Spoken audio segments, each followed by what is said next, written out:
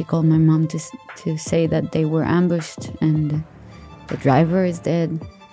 Her best friend was shot and she's not answering anymore. And then she said that she was shot herself on her arm. And if no one would come quickly, I'll bleed to death. Before we continue, please help the algorithm boost our reporting that asks the questions others won't by liking this video, clicking subscribe, and turning on all notifications. Thanks for supporting the Daily Signal. Now back to the video. Well, Yarden, Amit, thank you both so much for being here. I wish it was under very different circumstances, and I know that you all wish that the thing you have in common that brings you here that you didn't have in common. You both have younger sisters who are hostages in Gaza, and I am just, to say sorry is doesn't cut it, but I'm really honored just to get to hear from you all, to hear from your hearts today. So I want to begin just by asking you to share a little bit about October 7th. Your sister Romi was attending the Nova Music Festival, and you got a phone call from her. What did she say when you first answered that phone call on October 7th?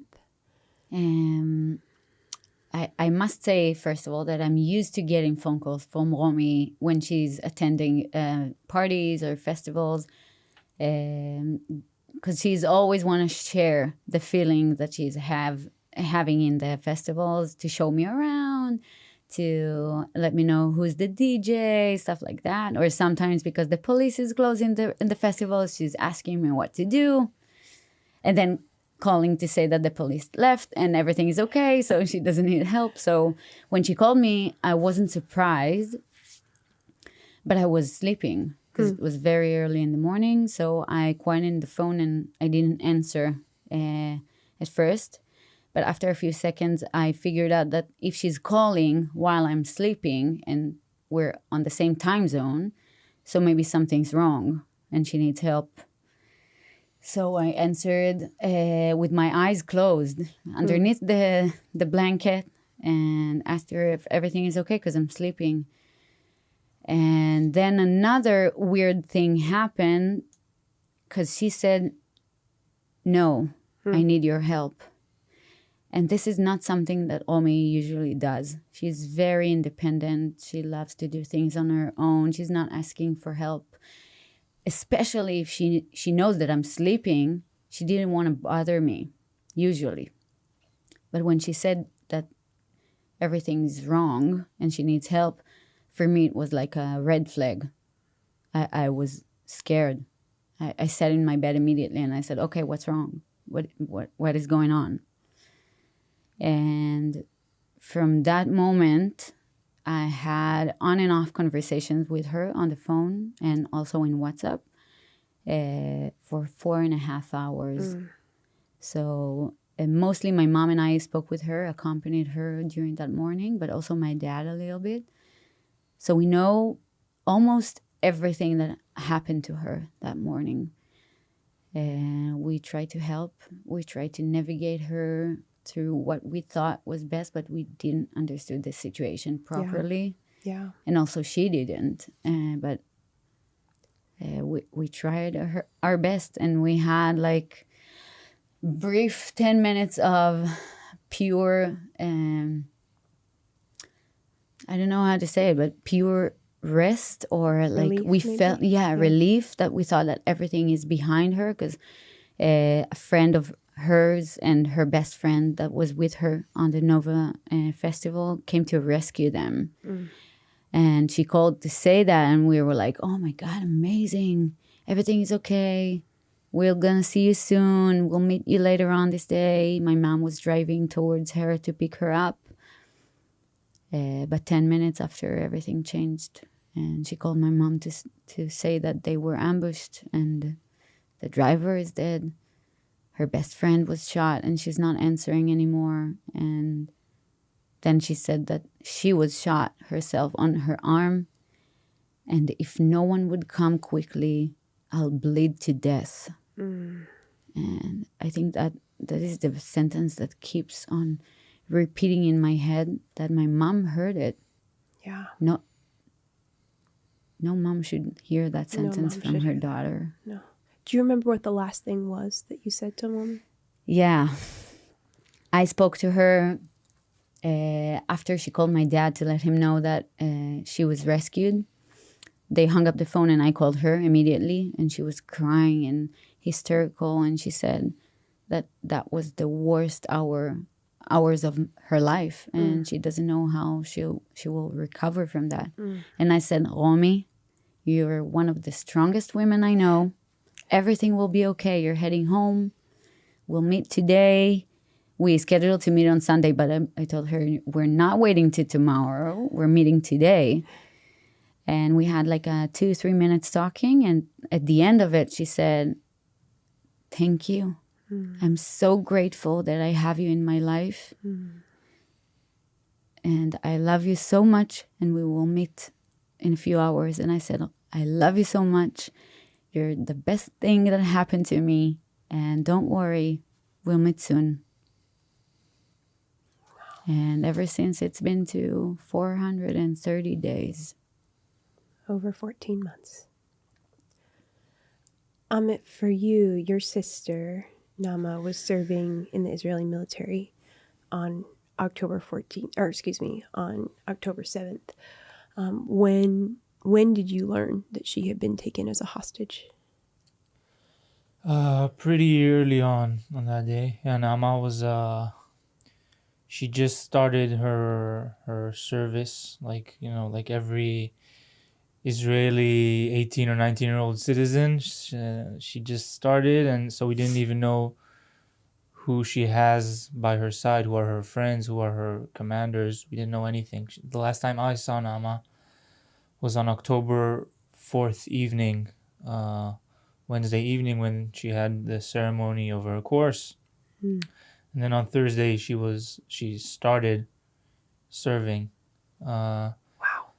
And Thursday evening she arrived, and on Saturday around 11 a.m. or noon, we got phone calls from family members, and at the end, me and my other sister, we saw the video, the very famous video of Naama being dragged brutally by her hair from the back of a Jeep to the front. And I know that many families, including Yarden's family, thought maybe it's their family member, and I wish I would be able to lie to myself when I saw that video and say maybe it's not Naama. But when we saw it, it was very, very obvious to whoever knows Naama that it's her. And so pretty early on, October 7th, we understood not what's going on nationally, but at least for Naama. And since then, it's really been a roller coaster for our family, for so many families, and especially for these young girls, and for all the 100 hostages that are still being held under unbearable circumstances. My little sister, from our understanding, was injured in her leg, Romi in her arm, and we know that we wish they have, but we understand they probably didn't get any medical care. Not even painkillers. Nothing. Of course, no Red Cross, like in any other crisis in the world, that the Red Cross is straight there. No one to see them. That's that I think shows the sense of urgency to get them really, really fast before the upcoming winter. Yeah. You all are here in America. You're advocating for their release, for all the hostages' release. What is your message to the American people? Start with you. I have a lot of things to say, because you cannot really, to put it in one sentence. Yeah. None of it. I can't describe my sister in one sentence, because she's a whole world. And I truly believe that what is going on here is in some way a really hard trying of the terrorists to control the world, to control the narrative, to change the face of the world that we know it. And these are innocent people that literally dragged my sister, and Amit's sister Naama was dragged by their hair towards Gaza by terrorists. And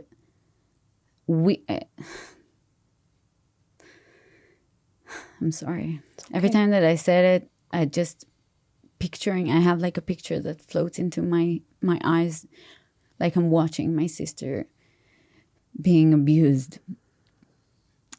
And I just want everyone to picture their own sister or their own loved woman in their lives having this on her body. Yeah. And I really feel that the fight to bring them back home alive is not only the fight for releasing innocent people. And it's not even releasing, it's saving them. Mm-hmm. This fight will symbolize the fight of the free world against terrorism. And if we won't act fast, maybe they won't stay alive. Yeah. And then it means like the free world let the terrorists win. And I feel like sometimes maybe in America, people tend to forget what terrorism looks like, because thank God that it didn't occur here since 9/11. Mm-hmm. But as long as we're letting this situation continue, we're letting other terrorist groups to do whatever they want, wherever they want.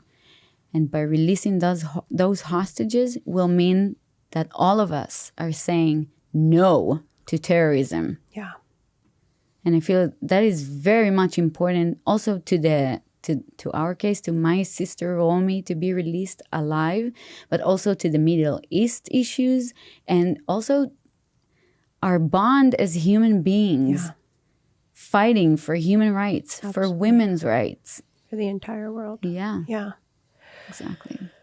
I apologize. We have to cut this a little bit short because we have to get you all upstairs for the next interview. That's what I have to. That's my message as well, so it's cool. Okay. Well, thank you both. I truly thank you for your time. Thank you for being willing to share. I wish we had 3 hours just to sit and talk.